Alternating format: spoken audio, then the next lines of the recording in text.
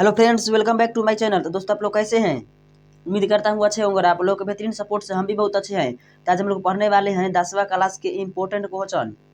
कौन सा सब्जेक्ट है? तो यह है सामाजिक विज्ञान में भूगोल जो होता है ना, उसमें कृषि संसाधन हम लोग आज पढ़ने वाले हैं।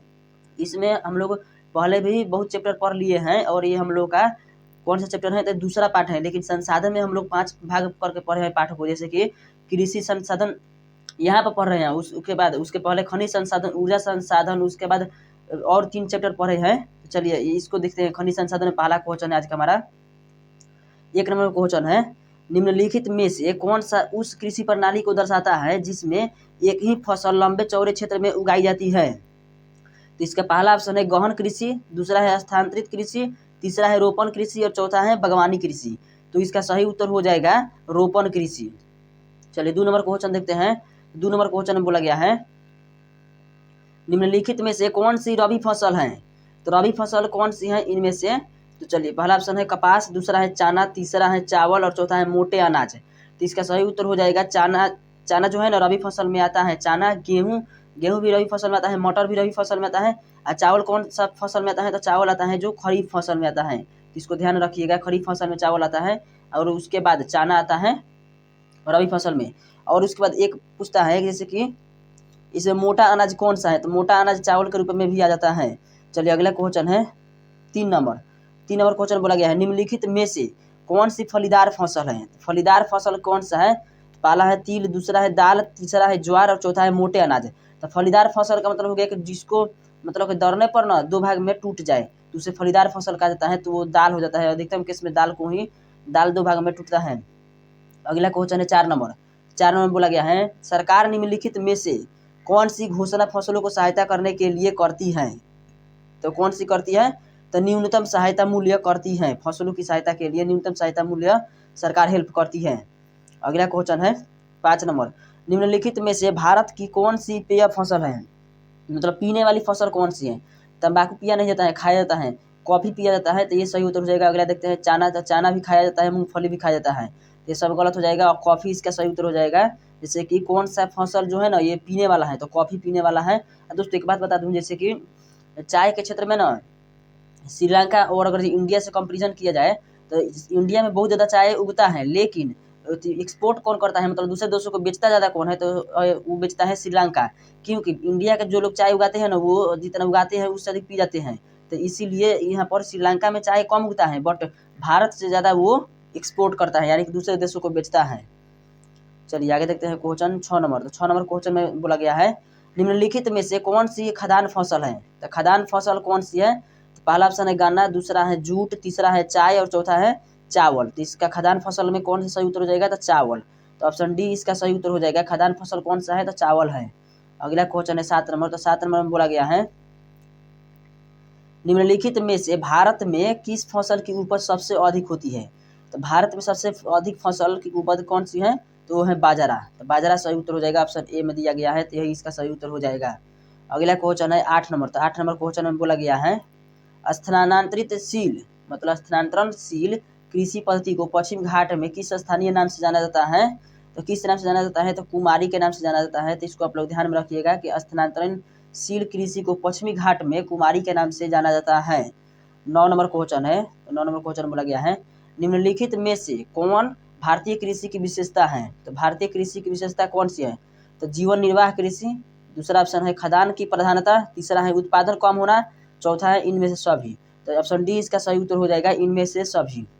10 नंबर क्वेश्चन है। तो 10 नंबर क्वेश्चन में बोला गया है, वैश्वीकरण का प्रारंभ कब से माना जाता है?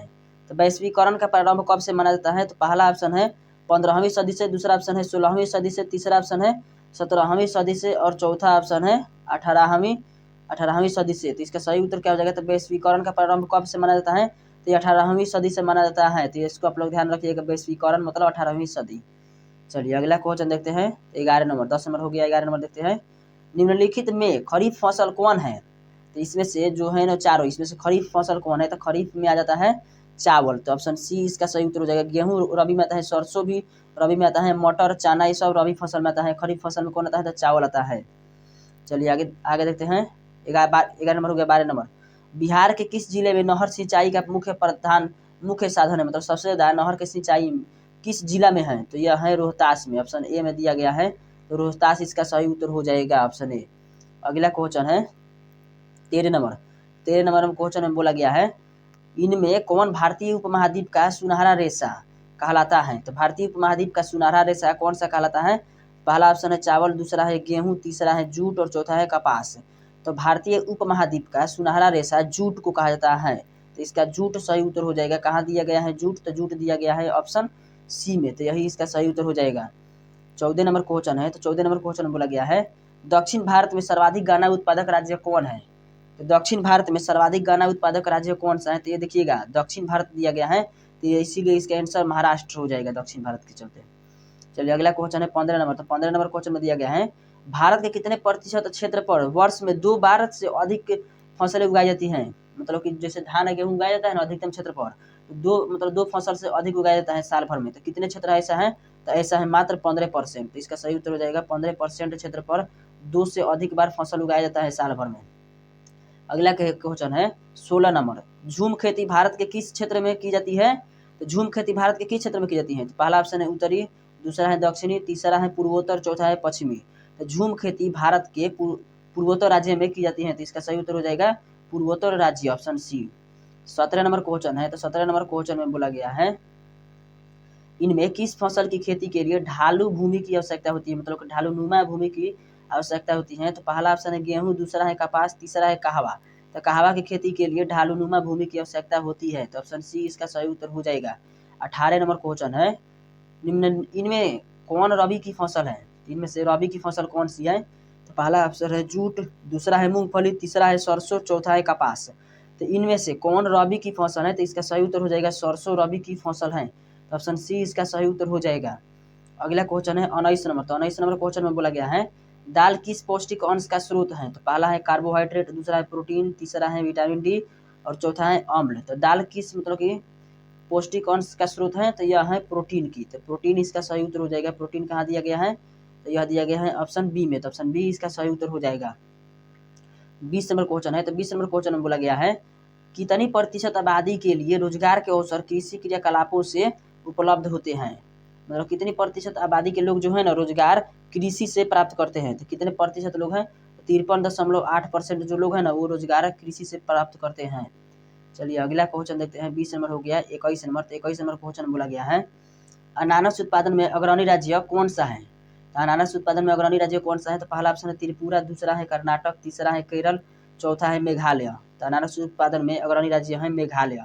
तो ऑप्शन डी इसका सही उत्तर हो जाएगा। 22 नंबर क्वेश्चन है, भारत का नारियल प्रदेश किसे कहा जाता है? तो भारत का नारियल प्रदेश किसे कहा जाता है? तो पहला ऑप्शन है कर्नाटक को, दूसरा है केरल को, तीसरा है उड़ीसा को और चौथा है बिहार को।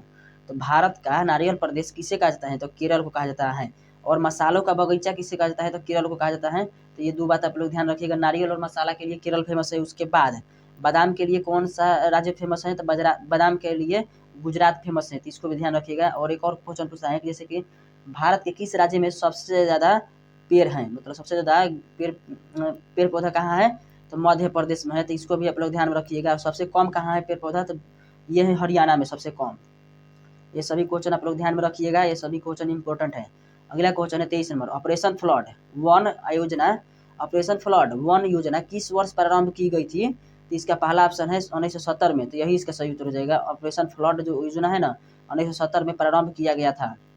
24 नंबर क्वेश्चन है। तो 24 नंबर क्वेश्चन में बोला गया है, इनमें कॉफ़ी की किस्म कौन है? तो अरेबिका कॉफ़ी किस्म है, लिबेरिका कॉफ़ी मतलब की किस्म है एक, रोबास्टा भी कॉफ़ी की किस्म है। तो चलिए अगला देखते हैं। तो अगला है इनमें सभी। तो यही इसका सही उत्तर हो जाएगा। इनमें से सभी, ऑप्शन डी इसका सही उत्तर हो जाएगा। मतलब कॉफ़ी किस्म कौन कौन सा है? तो अरेबिका है, लिबेरिका है, उसके बाद रोबास्टा है कॉफ़ी की किस्म। अगला क्वेश्चन है 25 नंबर। तो 25 नंबर में बोला गया है, कर्नाटक में मुख्य रोपण फसल है। तो कर्नाटक में मुख्य रोपण फसल कौन सा है? तो यह है कॉफ़ी। कॉफ़ी इसका सही उत्तर हो जाएगा। कर्नाटक में कॉफ़ी मुख्य रूप से उगाया जाता है। 26 नंबर क्वेश्चन है, रबर का सबसे बड़ा उत्पादक राज्य कौन सा है? तो रबर का सबसे बड़ा उत्पादक राज्य कौन सा है? तो इसका पहला ऑप्शन है असम, दूसरा है केरल, तीसरा है कर्नाटक, चौथा है उड़ीसा। तो रबर का सबसे बड़ा उत्पादक राज्य कौन सा है? तो केरल है। केरल आप लोग ध्यान में रखिएगा। अगला क्वेश्चन है 27 नंबर। तो 27 नंबर में दिया गया है, जायद फसलें किस ऋतु में उपजाई जाती है? मतलब जायद फसलों की बुआई कब की जाती है, तो इसका सही उत्तर हो जाएगा ग्रीष्म ऋतु में, यानी कि गर्मी में किया जाता है जायद फसल की बुआई। अगला क्वेश्चन है 28 नंबर, अंतर्राष्ट्रीय फसल अनुसंधान संस्थान कहाँ है? तो अंतर्राष्ट्रीय फसल अनुसंधान संस्थान कहाँ है, तो इसका ऑप्शन बी सही उत्तर हो जाएगा, हैदराबाद में है। अंतर्राष्ट्रीय फसल अनुसंधान संस्थान कहाँ है? हैदराबाद में है। चलिए अगला क्वेश्चन है। तो दोस्तों आज के लिए इतना ही, वीडियो देखने के लिए धन्यवाद, thanks for watching this video. चलिए आज के लिए इतना ही रहने देते हैं।